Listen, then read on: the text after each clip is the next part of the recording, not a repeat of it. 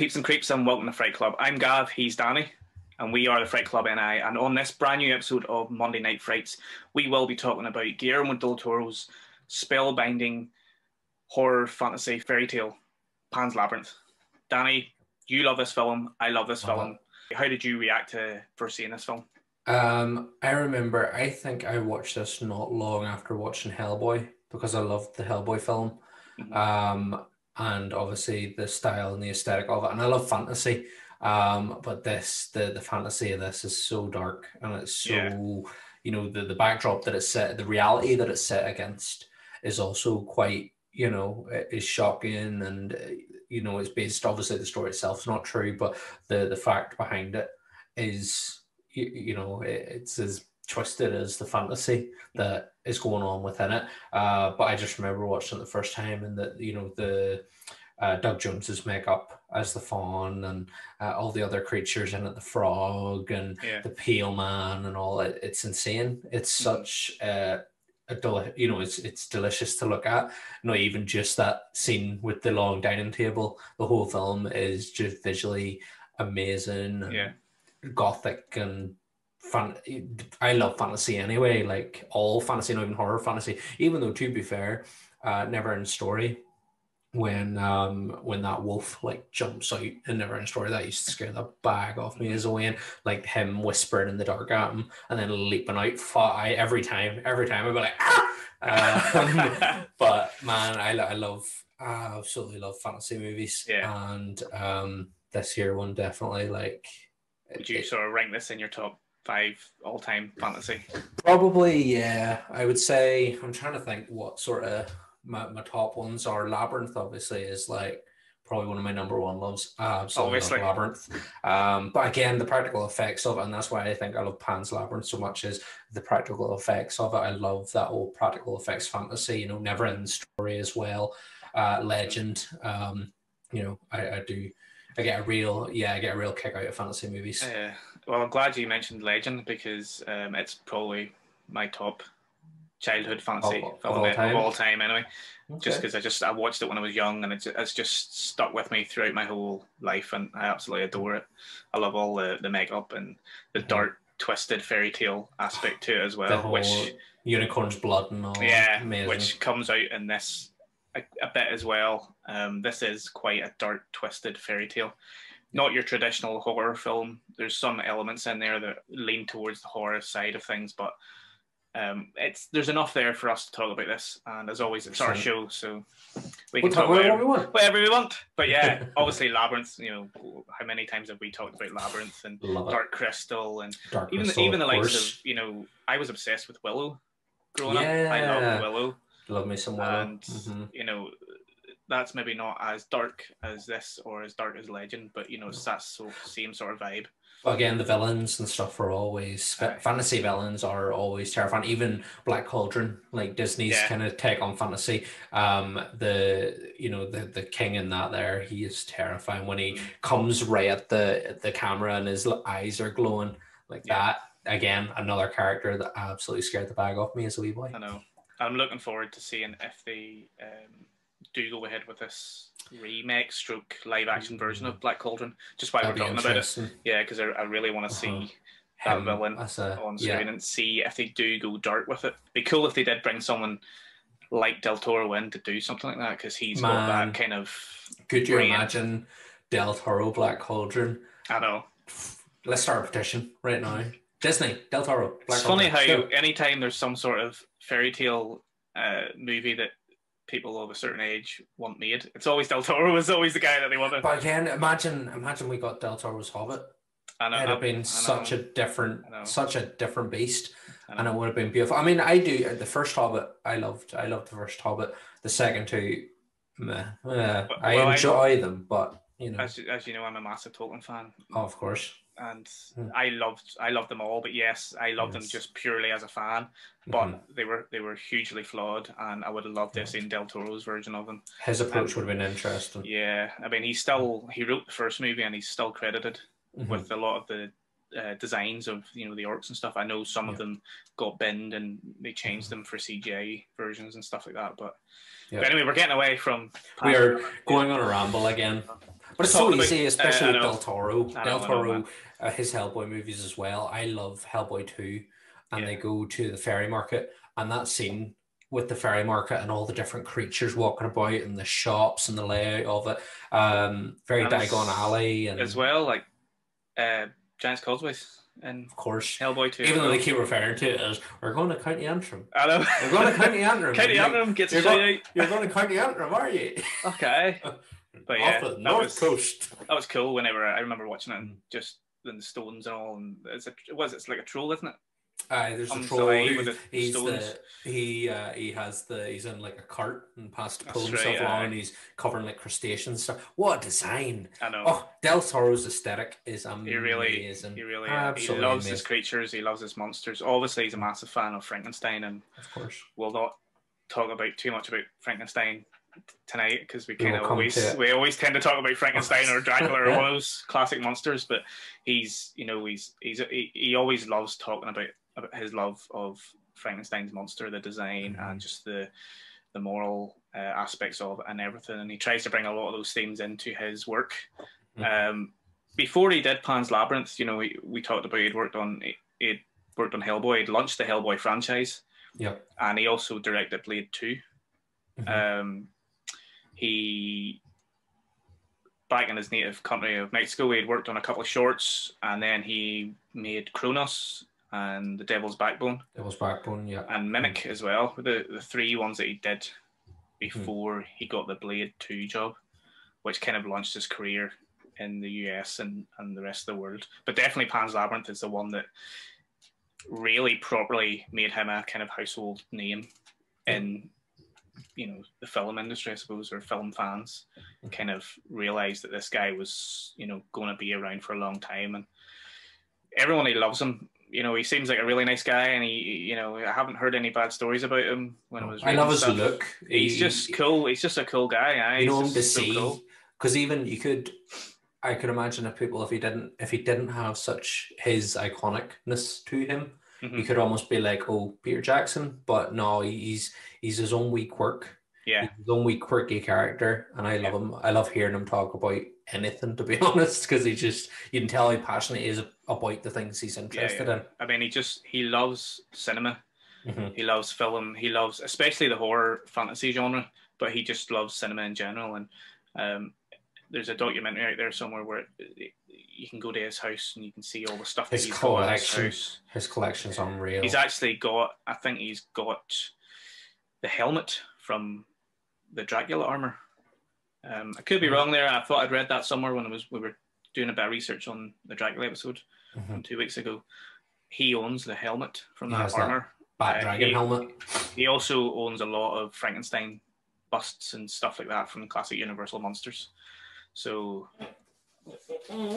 just while we're mentioning it, Frankenstein, and I don't know if you can read that introduction by Guillermo Del Toro at the top there. So yeah, I mean that pretty much speaks to his love of Frankenstein. The fact that he did an introduction for this was the new annotated Frankenstein. That's a lovely version. It's not a graphic version, is it? No, it's just like a large, but it kind of large print. It's not even large print. It's just annotated. It's got like annotations about the history, and it comes with all the letters and stuff, and the sort of a lot of context. Right, let's stop talking about Frankenstein. We always end up talking about Frankenstein. We have to. So Pan's Labyrinth, it was written and directed by Del Toro, obviously, and was released in 2006. Had a budget of around 19 million, and it made about 84 million at the box office when it was released. It debuted at Cannes in 2006, and everybody loved it. Massive success. Won like 3 BAFTAs. It won a lot of awards. I think he may have been up for the foreign language director or film that year at the Oscars. Obviously, he would go on to more success after that with The Shape of Water. Yes. But with this film really put him on the map, and kind of after this, a lot of people kind of came out and said, I want to work with this guy. He's clearly a talented writer, he's a talented director. And again, not many people say bad things about him. So So other than this film and the Hellboy, obviously, what had you seen any of his earlier stuff like Devil's Backbone? I hadn't. I think, as I said, Hellboy was kind of my introduction to him, and then went into Pan's Labyrinth. I still have to see the likes of Devil's Backbone. I haven't seen it yet, but I was, doing a bit of research for this year and found that he's kind of said that it's sort of the predecessor to Pan's Labyrinth, a lot of the same sort of themes and stuff. But again, Shape of Water, man. Oh, I love the Shape of Water so much. And I don't care if people say that it's a weird fish romance story. Like, it's great. It's so good. I know there's a lot of jokes about having sex with the creature, but it just shows you how much he loves the Universal monsters, because obviously his creature is heavily influenced by the creature from the Black Lagoon as well. What are you hoping for now? There we go. Of course, the novelization of The Shape of Water with, again, a woman intimately hugging a fish. Of course. But it's such a good story. Like, I remember just after watching it being like, I need to watch this again and again. And when I seen that, I was like, I have to pick it up. It's gorgeous, isn't it?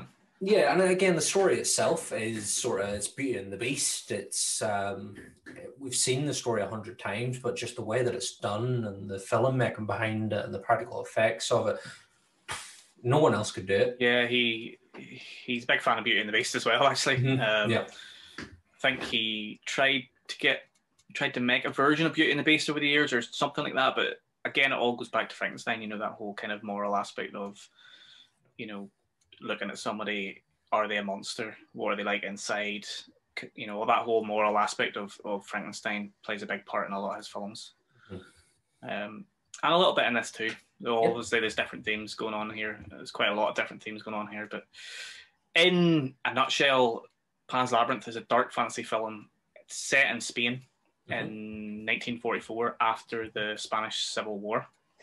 And it follows a little girl called Ophelia who befriends this faun creature, played amazingly by Doug Jones. Oh, Doug Jones. We love him. We love a bit of Doug Jones. I know. And Dan, I couldn't get him on the show this week, unfortunately. Imagine we could get He's a wee bit busy doing a little bit of filming on a small TV show called Star Trek Discovery. So he was a wee bit busy, but we'll get him on sometime.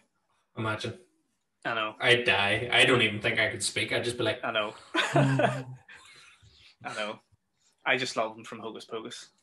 I love it. Well, Abe Sapien in Hellboy. Yeah. For me, I was obsessed with that character in the Hellboy franchise. I loved his wit and I loved his mannerisms, the way he moved when he was swimming around, the way he put his hands up on the glass to interact with people and all. Yeah. Great character. He's a fantastic performer, and you can see it with this film as well. He obviously plays the Faun and Pale Man. Yeah. And the way he moves his fingers and his hands, and he's such a mime. He's amazing. Yeah. He really tells the story through his movements. And again, in Discovery as well. Fantastic in Discovery, and he actually gets to kind of speak more, which is great.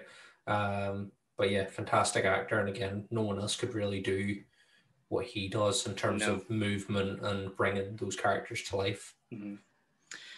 So just talking about Doug Jones, Del Toro, I think, contacted him and said, look, you have to be in this film. If you aren't in this film, we can't make it. Because he had worked with him in Hellboy, obviously, and I think he was in a Mimic. Maybe he was in Mimic as well.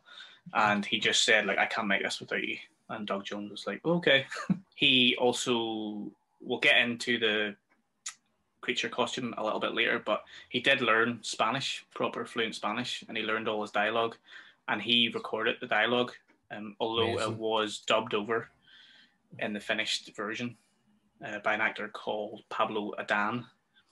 But all the dubbing stuff is matched to his lips because he did it so well. So big up Doug Jones for learning Spanish as well. So it follows Ophelia. She discovers this labyrinth in pretty much like a sort of forest behind her house where she's living. She's now moved with her mother to stay with her stepfather, Captain Vidal, who is a asshole. Fascist. Yeah, he's an asshole too. He's fascist, a very, very, very cruel man. But I will say his story is fantastic through this, and having watched it again, his character is very interesting. I think. Although he is, yes, you're right, he's a bastard, he's an asshole, he's a fascist, he's a very cruel man. He only cares really about himself and his unborn child, which is common, obviously. His heir. His heir, yes. It's an heir who, again, the idea of royalty and heirs and stuff, that's such a big thing, because even the prologue and all explains about the dead daughter, the dead princess, and how the king has now placed all these labyrinths around the world in the hope that his daughter will return to the land of the dead to take up her place on the throne, because she is the heir to the land of the dead. She is the heir. It intertwines reality with sort of fairy tale mythical words. Yeah. Beautifully. Yeah. I love the transition with the stick insect. That bit, the whole idea of it, just that seamless change from reality to fantasy is great. Yeah, I just love all the creatures. I love the design of the movie.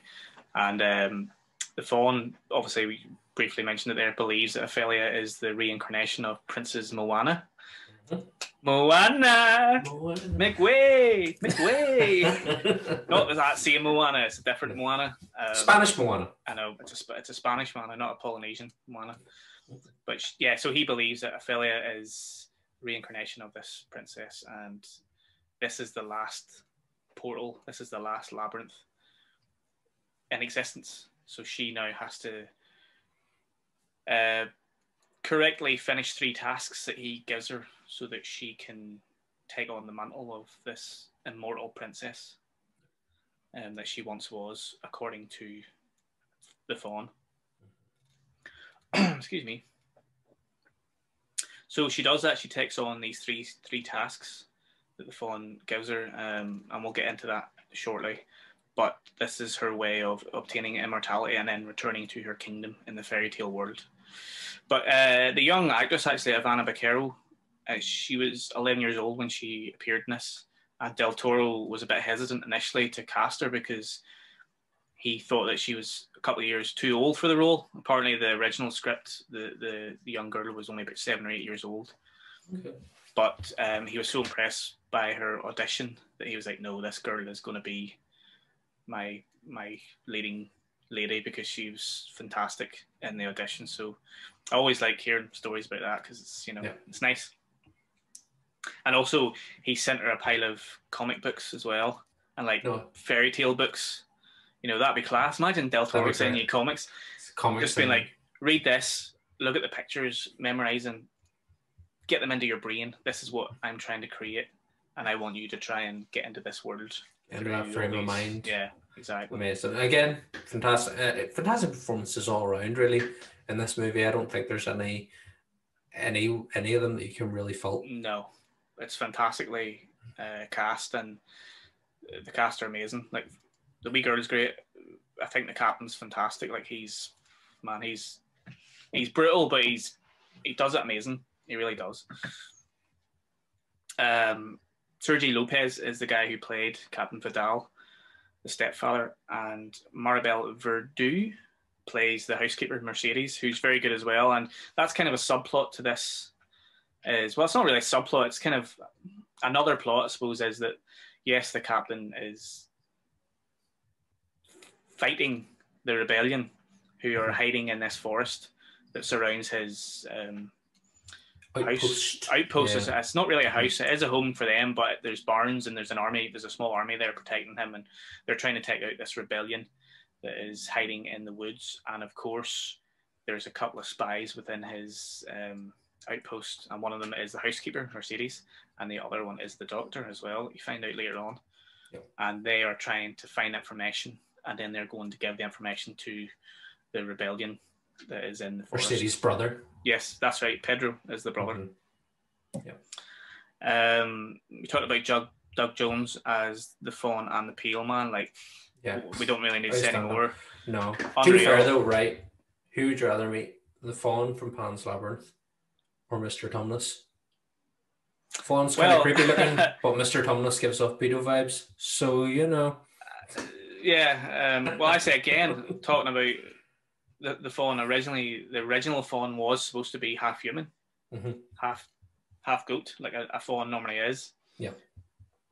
in the original script, before it was a little girl, it was actually the pregnant woman was the one that fell in love with the faun when she met him. And he was supposed to be a bit like Mr. Tumnus. I don't know, obviously, maybe a bit older and better looking or whatever, but it was supposed to be a half human. And then through different drafts of the script, they decided to go full on proper goat face, big horns. He's almost very tree, tree-like. He's sort of made out of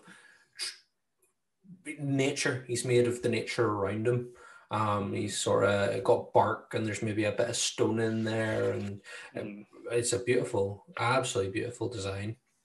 Yeah, I was going to say, like, it feels like, obviously when you first meet him, he kind of comes out, he's kind of part of the wall, almost like when you go in there, she walks around the middle circle, and then the camera pans back, and you see him as part of the wall, like what is it? It's like bark, isn't it? It's like tree bark, but it's all mixed with stone. It's like ivy growing up a wall, and he sort of comes out of it, and I love that he's part nature, and he's part of the labyrinth. He's actually part of it. You're right. Instead of just being the person in charge of it, he's actually part of it that comes alive. Because it's it's his labyrinth. From the title, we can gather it's sort of his. It's his to watch over. To watch over that portal, because I think Pan is another name for a faun, isn't it? Faun's the Greek, Pan's the Roman. I think mythology. There's some sort of Greek mythology there, and there always is, obviously, with everything that's ever created. Sure, what do you call him from Hercules as a faun? The wee. Danny DeVito's character. I can't remember his name. Janine will kill me. She fucking loves that movie. I love Hercules, man. Hercules is one of my favorites too. It's going to annoy me that I can't remember his name.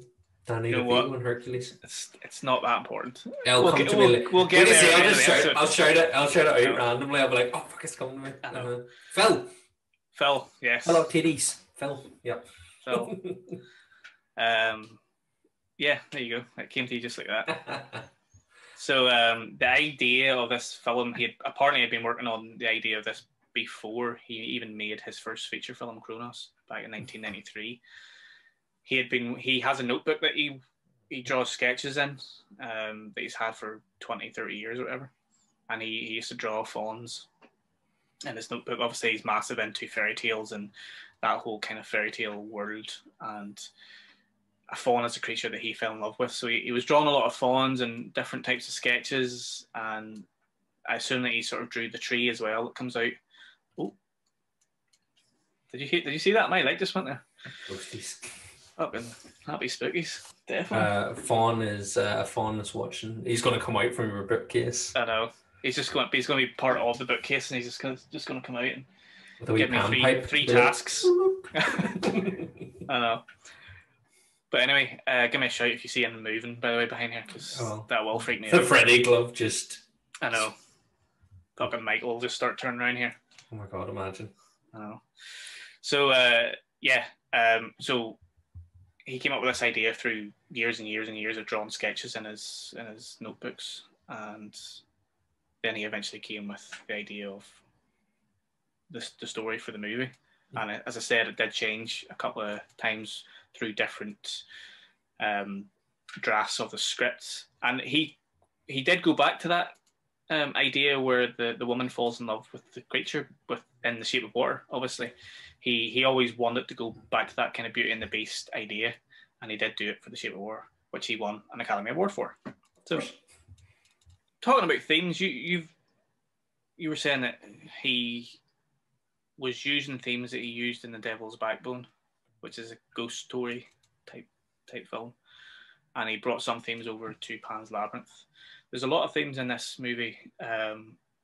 What kind of themes do you think, just from one watch of it, what are the more themes that are evident? I feel like there's definitely the kind of the fantasy versus reality element of it. There's the especially with this is the horrors of reality, and it comes so as the film progresses and you see the captain's actions compared to what's happening in that fantasy world. The fantasy world, I think there's quite a lot of it you can almost look as an escape for Ophelia. you're kind of almost like, oh, is this real? And then also the captain's reaction then when he finds her with the milk with the root in, that she has to put a drop of blood in, that his reaction to that then makes you question, well, do I agree with him, or is he just like that because he's a bad man, or he's grown up so he doesn't understand, his sense of wonder is dead because of his actions and the kind of person he is. But yeah, I think there's a lot to do with that. It's to do with the kind of what's worse, what's real life what's or the fantasy. worst. Yeah, no, it's definitely the fairy tale aspect of the film. I think is supposed to mimic the harsh reality of real life, and Ophelia has a lot of tough decisions in the film. She's given the 3 tasks, and she has to make the decisions herself. And especially in the second task, which we'll talk about in a minute or two, she is disobedient. So it's all about kind of following the rules. It's all about the innocence of childhood as well, and imagination, and it plays into that kind of making your own choice. And the one word that I would thematically throw out there is escapism, is what you alluded to it there at the start of the conversation. Escapism, that is the main theme, I think, of this whole film. It is anti-oppression, and it does tackle themes of childhood innocence as well, human morality, life versus death, and that kind of idea. But definitely the escapism, I think, is the most important thing to come out of this film. I also did read something about the fact that Del Toro grew up a Catholic, so he was kind of criticizing the Catholic Church a little bit in this. Not overtly in the sense where it's like super, super obvious, but the Peel Man character apparently is very much a criticism of the Catholic Church. The and gluttony if you read into that scene that we'll get into, there's the gluttony, there's the greed, there's the disobedience by the child. I think it's more to do with the attack on children. So maybe that's got something to do with it. I'm not 100% sure, but I found that a very interesting point, actually, about Catholicism and a criticism of the Catholic Church. I wasn't aware of that before. Yeah, no, it's not something I'd sort of thought, but now that you kind of mention it, you're like, okay. And that character, where obviously he's, what design? Terrifying. He's got the big long fingers, and then he gets the eyeballs and he puts them into his hands, and he can't see until he does that. That's from Japanese mythology.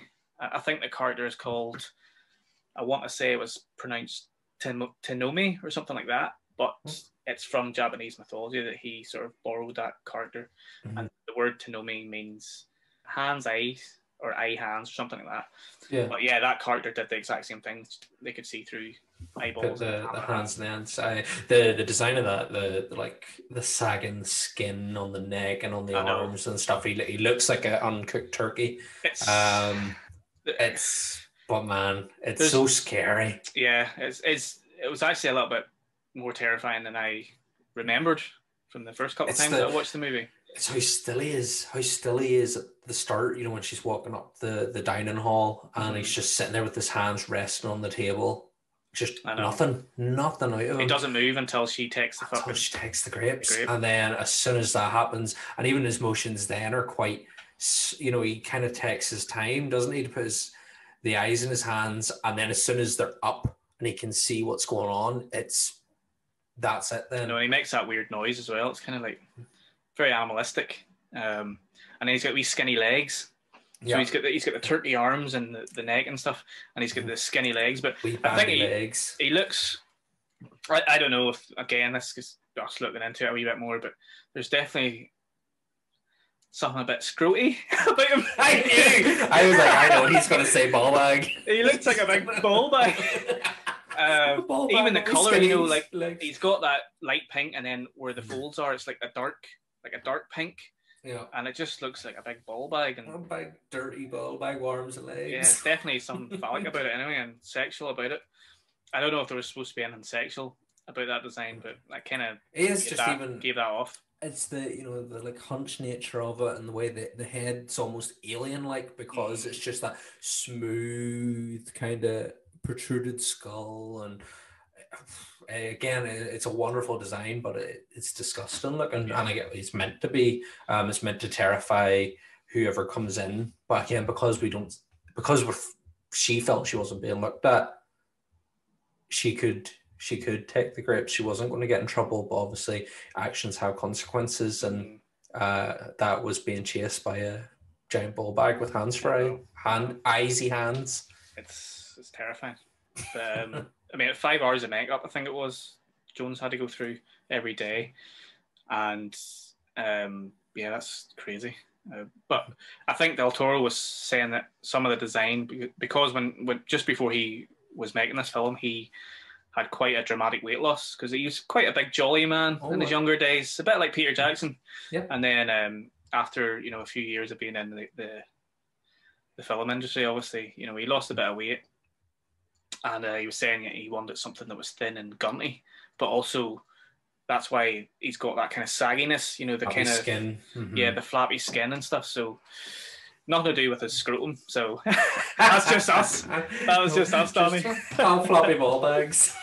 Talking about the sort of the themes there and the subplots again, I want to get back to the captain. I think his story's very, very interesting, and the journey that he goes through. He's a dick at the start of the movie, and is an even bigger dick at the end of it. But he's got things going on in his life as well, and hark back to obviously him being a child and his father and certain things that he's trying to live up to. So I think it's interesting. You were talking about he wants an heir, he wants the baby boy. That's a very important thing to a lot of stories, especially people like him who's regimental and who have been brought up through a military kind of background, I suppose. Yeah, I think it's not a scene. It's not a scene with a wine bottle. The scene with the wine bottle. That's where he busts the guy's nose. Batters somebody with a wine bottle. Man, I remember like that seeing that for the first time, just being like, that's awful. Like that was genuine, because it's so real. I always find like horror movies and stuff like Jason and Freddy and all, like, fair enough, yep, but it's fantasy. It's when you get the reality, like the horrors of reality, that are the things that genuinely shock me. Like I could happily watch Freddy kill like hundreds of people. But as soon as somebody raises a wine bottle to another person's face, I'm like, no, that's awful. Like, you shouldn't. That's bad. Mm-hmm. Yeah, well, they've found 2 people, a father and a son, who are claiming to be farmers, and they were hunting for rabbits in the sort of surrounding forest. But he doesn't believe them, so he smashes the young guy in the face, and you can just see his nose getting smaller and smaller and smaller Busted, and smaller, just mushing and the blood's going everywhere, and then he just shoots the old man, and he shoots the guy as well. But then straight after that, he picks up their satchel and he finds a rabbit in their satchel, and he hands it to one of his guards, and he says something along the lines of, "Make sure you search them before you call me again." So he's killed 2 people basically who potentially could have been just innocent farmers, and he just sort of walks away as if it's nothing. He's so quick with the trigger, even at the end of the film, how quickly it's an instantaneous decision. He doesn't think of anything bar what he wants. And there's probably paranoia there for him too. He's surrounded by rebels in the forest. He probably is quick to just be like, I need to kill my enemy. And even that there, Ophelia is not his, so what does he care? Yeah, there's a lot of obviously callbacks to his childhood, but Ophelia says many times throughout this film, she calls him the captain, and she reminds the housekeeper that this man is not her father, and her father was a tailor who passed away, who actually worked for the captain. You find out at dinner that the mother met the captain initially because her husband worked for the captain, and then after he passed away, she was doing some jobs for him, and they fell in love, and got married, and obviously she became pregnant with this unborn baby boy that he was hoping to take his family name after his death, because his story is that his father died in the battlefield, and he's trying to live up to his father's name because he wants to, I don't know if he wants to die, but he wants to at least if he does die, he wants to die a proud man. Yeah, wants to go down in a blaze of glory. He does. He says later on, "You found my weakness, pride," to Mercedes, the housekeeper. So he is a very proud man, and that is his weakness, is that he wants to, he wants his name to live long in the history of the Spanish War, and he wants to go down in a blaze of glory. You're right. And he says later on as well, whenever they're having a shit out with the, not a shit out, a shit out. I'm gonna have a shit off. Fuck's sake. A shoot out with the rebellion that are hiding in the forest. He says to his men, "Push forward. This is a proud way to die, or this is a something proud about this moment." And then, but he hangs back, and they all go forward, and a lot of them die, and then he goes around and he picks off all the other dead guys that haven't actually passed away. They're just lying there crippled and ready to die, basically. Yep. So in that aspect, he is a bit of a coward as well sometimes, because he gives off this presence, but he doesn't actually go first. He always waits until he doesn't live up to the image. I suppose is what kind of people in that position would do anyway, because they're the commanding officer. They would wait, but it's not really what a leader does. But obviously he's a coward, because at the very end he does the most cowardly thing he could do. He kills Ophelia. He shoots a child. An innocent child. But again, ultimately that is what needs to be done for her to achieve the goal. Yeah. And but again, it's because the choices she makes by not killing her brother, and then to have her own bloodshed, that's what ultimately leads her to her rightful place as the queen of the underworld. She makes that decision at the end, and you think it's the wrong decision, but it turns out to be the right decision for her and her legacy anyway. We've jumped ahead of ourselves. We have a little bit, the trials. We should probably go through and explain the different trials. Couple of early scenes on, like obviously it's stunning movie. Really well shot, beautiful. It's got that blue hue, Danny, which we're all a big fan of blue hues. Even the fucking the cover for this movie, I know, is her walking into the labyrinth, and it's a lovely blue and black. I know.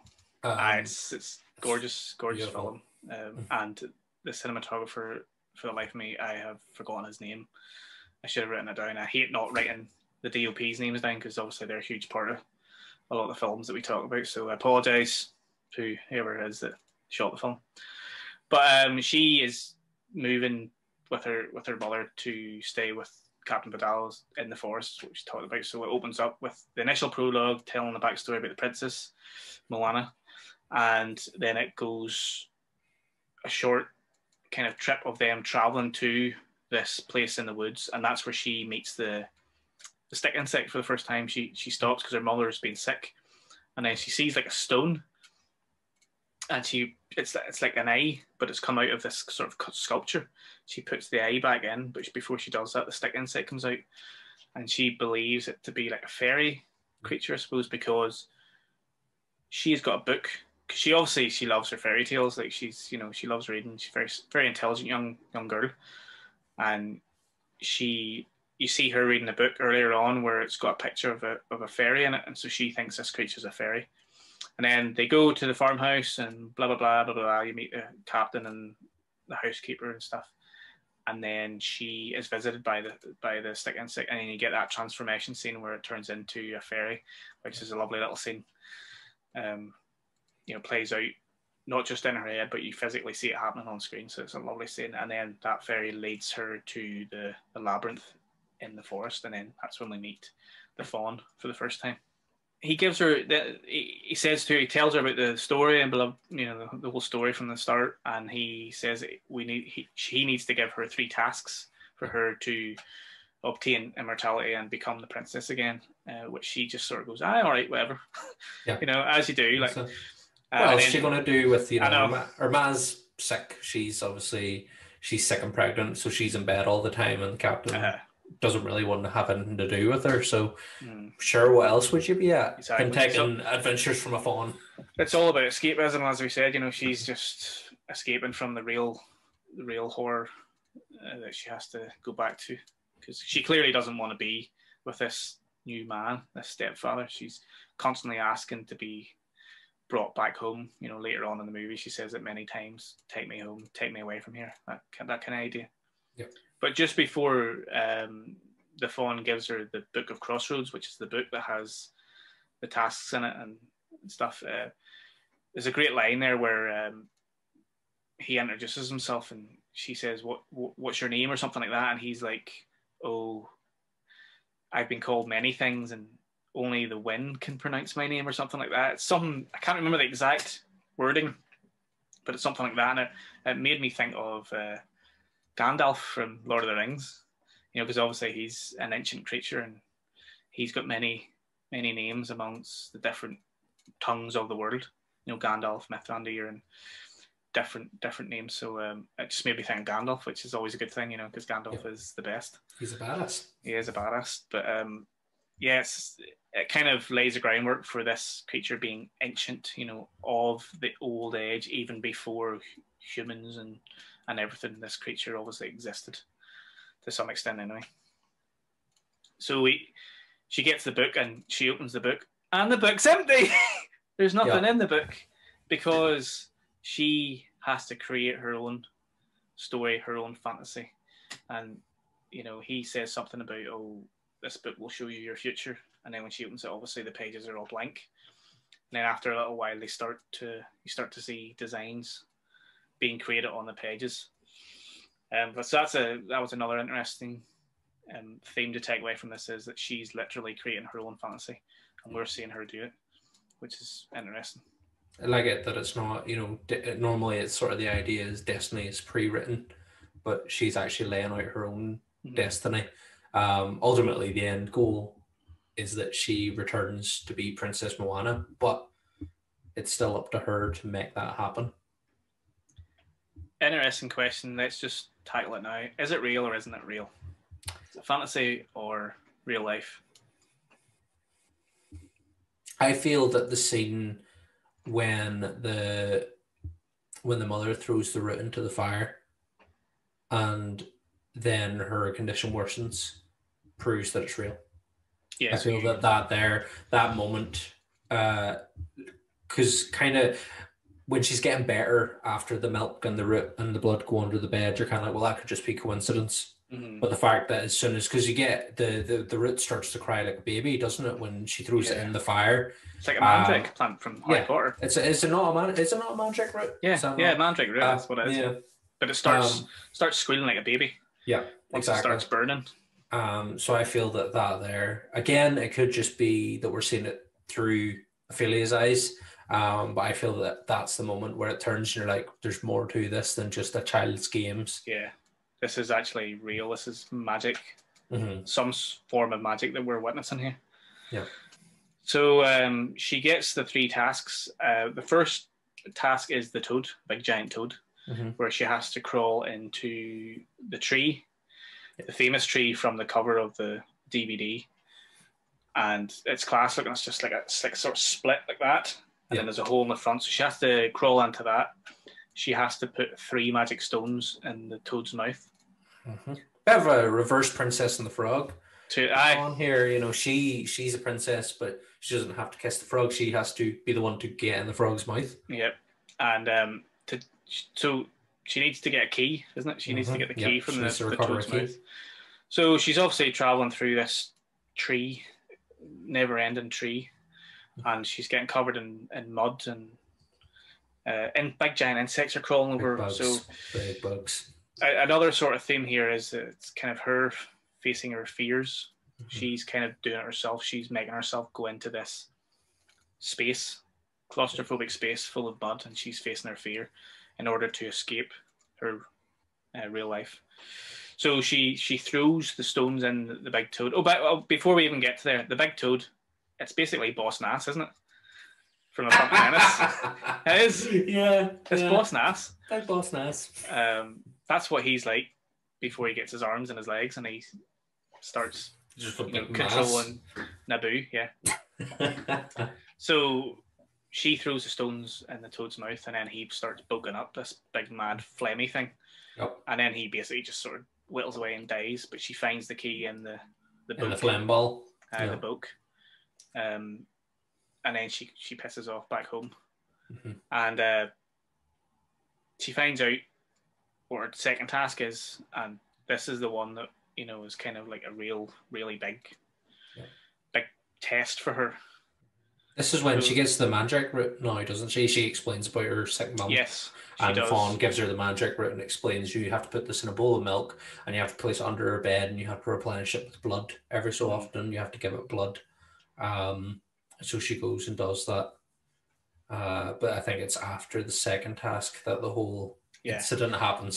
There's a lot of stuff happens in between these tasks, with the captain and the mother and the sort of whole subplot of the rebellion and Mercedes, the housekeeper, and the little girl Ophelia and Mercedes get quite close because obviously Ophelia finds out that Mercedes is doing something wrong, but because she loves her, she doesn't want her to get into trouble with the captain, so she kind of joins her side, and you get some really nice sweet moments between the two, and it kind of reassures Ophelia, that there's hope in the world as well, that not everything's bad, and it also reassures Mercedes as well that this little girl is actually a nice little girl, and it's the future of their country, their country, and it gives her hope as well that they're fighting for something as well. So it's a nice little subplot, and I think it does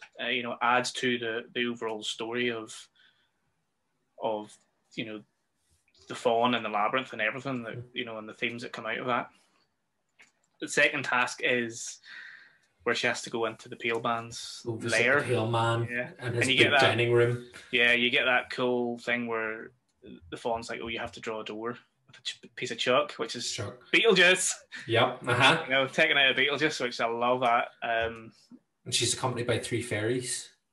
Yeah, that's right. He gives her a couple of fairies and like a wee sort of satchel thing, and he's like, "You'll need these. You'll need my animals or my friends to help you out." And obviously, she doesn't know what she's going into, but she draws the door, and she opens the door, and she goes into this secret lair.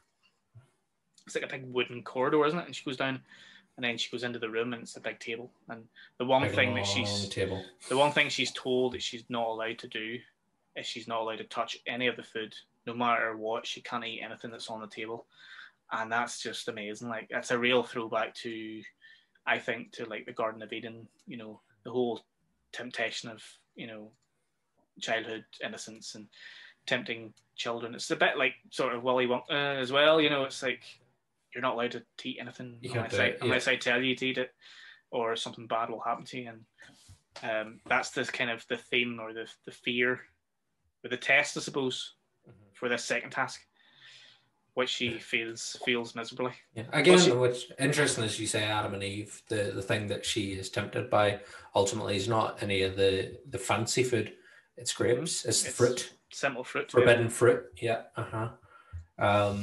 But yeah, the fact that she makes it the whole way up to, because what is it? She has to get it off the Pale Man. She has to get a dagger. Dagger. That's it. I was going to say it's not another key. It's dagger. She has a dagger, and she uses the key to open. There's 3 like holes in the wall, and one like lockers almost, and the dagger's in one of them.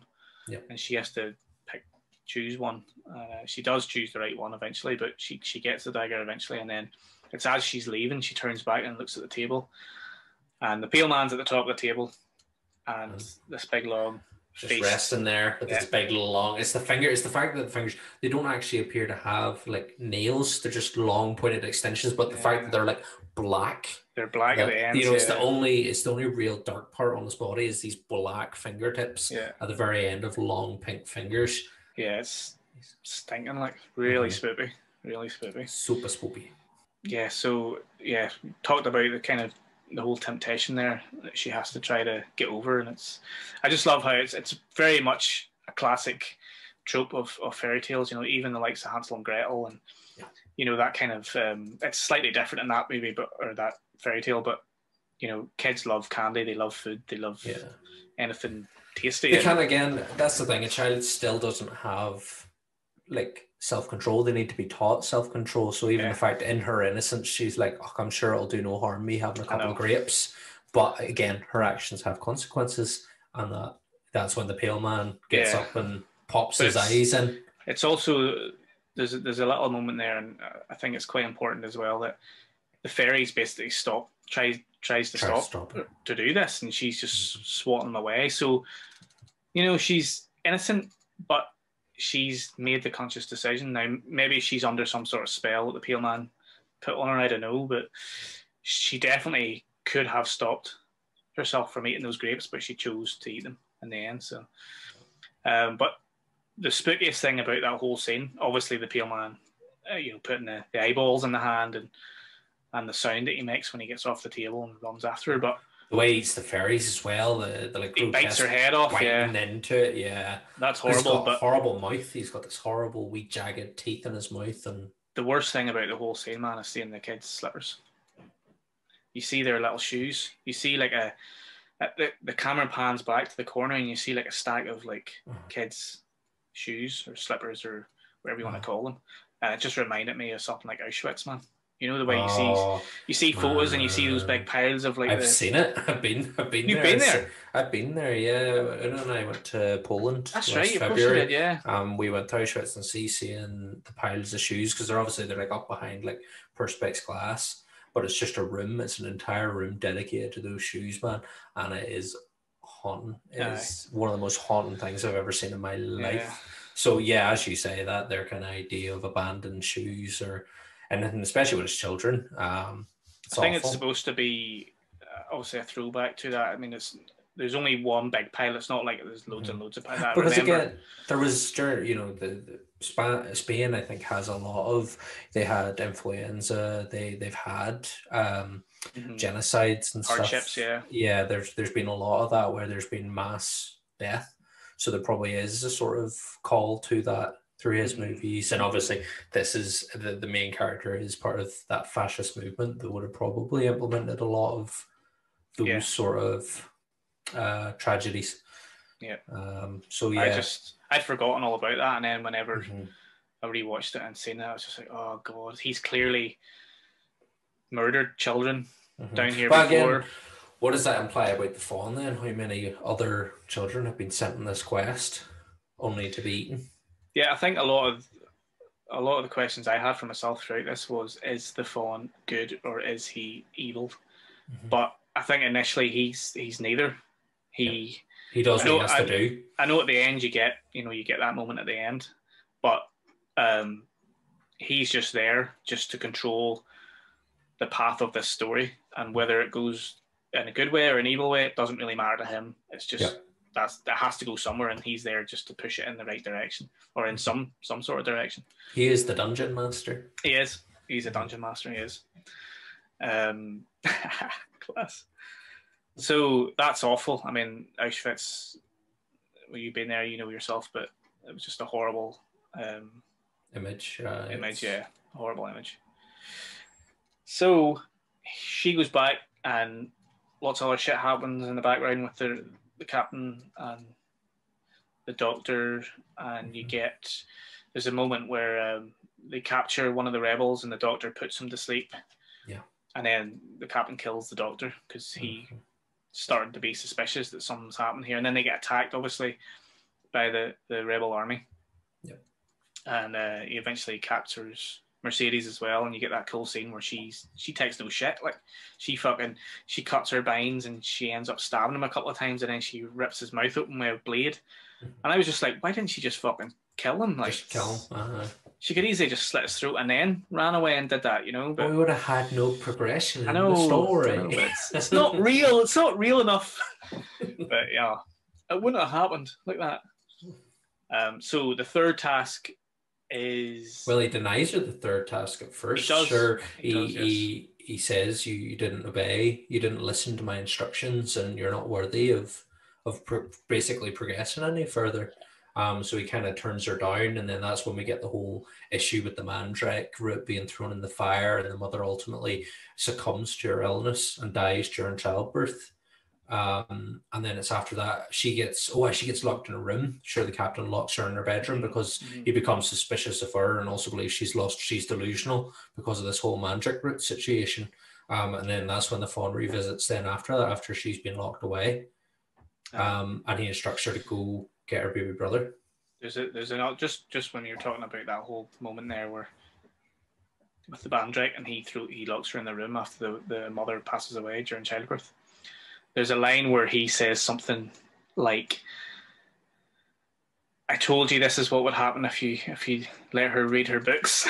And I was just like, oh god, reading a book, how awful is that? I mean, it's very fascist, very Hitler-esque. Let's burn all the books.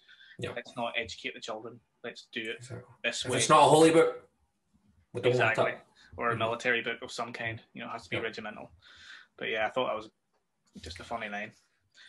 So we're at the point now where the mother's dead. She's given birth to the baby. And Ophelia has to sacrifice her baby brother to the faun. This is the one part that I think you start to question whether what the faun's motives are. I think this is the one time where you're a bit like, here, that's a bit, and it's also got its religious connotations too. But you start to wonder, are you a bit of a malevolent spirit wanting to sacrifice babies? I know there's quite a lot of kind of biblical references throughout the movie. Obviously, the Garden of Eden, temptation scene, and then with the sacrificing the brother. What is that? Is it? It's Cain and Abel, or is it? No. Isaac. Who's it? It's not. Abraham has to sacrifice his son. I want to say Isaac. Is he one of them?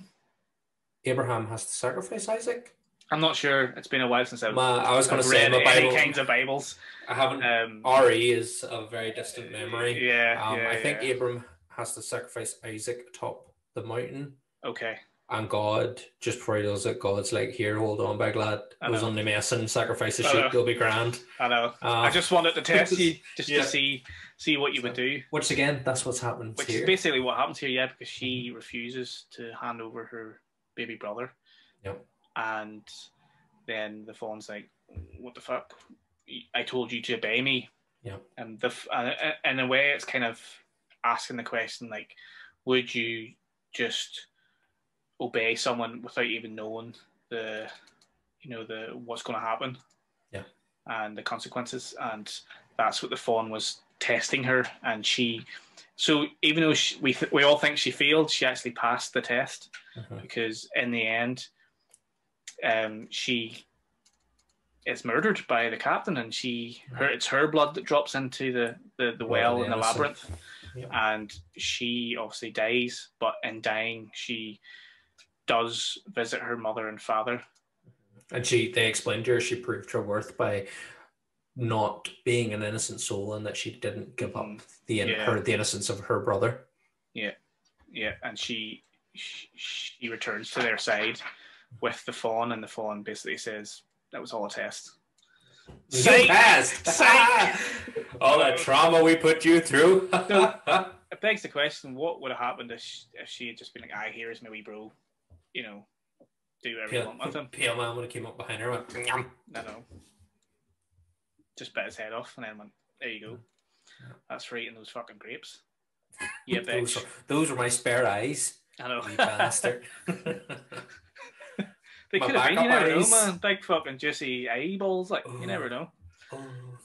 Yeah, so that's how the film ends. We get that scene where she goes... Yeah, the wonderful kingdom. Yeah, it's kind of the fantasy kingdom of the princess, where the mother is sitting on the high throne and the father's sitting on the high throne, and then there's a spare throne for her. Yeah. And it's kind of a weird ending, but it's a nice ending. It's nice, but it's also weird that she's now the princess of death. Like, the whole idea is that they are the rulers of not hell, but they rule death. But in that, there's a death, or there's beauty in death, which I think's a big thing for Del Toro. Like, death isn't necessarily the end, and there can be beauty in that. Yeah, it's just another path. It's just another way of life, I suppose. Is death, and that's what I was talking about. Life versus death in the theme chat earlier. But she's the princess of the afterlife. Yeah, you could say, I suppose. But and then obviously at the very end, you get the good scene where the captain comes out of the labyrinth holding the baby boy, and then he's surrounded by the rebellion. Rebels. And you think he's going to get his moment because he's going to be like, he looks at his watch. Yeah. So the whole thing with his father was that it's his father's watch that he broke when he died because he wanted his child to know the exact time of death. But he's been fixing it throughout the movie. Or at the start of the movie, you see him fixing it again. And he's holding this watch. And then he says to Mercedes, tell my son what time I died. And she was like, nah, mate. Your child won't even know your name. I know. And he gets shot in the face and then he just drops dead. And she takes the child and she's obviously going to raise the child as her own now. Yeah. But yeah, it was a good ending. Fantastic film. Amazing visuals. Amazing storytelling. Del Toro, just one of his best films, I think. We loves him. We loves him. I think it's still his best film. I know you're a big fan of Shape of Water. Yeah.